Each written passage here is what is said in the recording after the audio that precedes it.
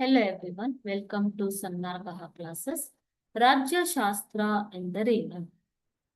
ರಾಜ್ಯ ಮತ್ತು ಮಾನವನ ರಾಜಕೀಯ ಚಟುವಟಿಕೆಗಳ ಕುರಿತು ಅಧ್ಯಯನ ಮಾಡುವ ಶಾಸ್ತ್ರವೇ ರಾಜ್ಯಶಾಸ್ತ್ರ.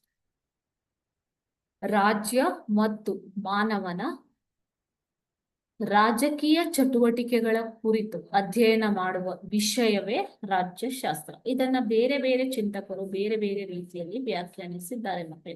ಗಾರ್ನರ್ ಅವರ ಪ್ರಕಾರ ರಾಜ್ಯದಿಂದ ಆರಂಭವಾಗಿ ರಾಜ್ಯದೊಡನೆಯೇ ಸಮಾಪ್ತಿಗೊಳ್ಳುವ ಅಧ್ಯಯನವೇ ರಾಜ್ಯಶಾಸ್ತ್ರ.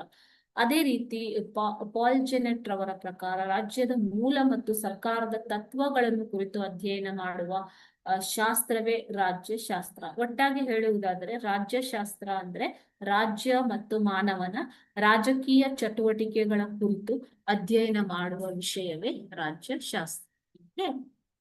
Thank you.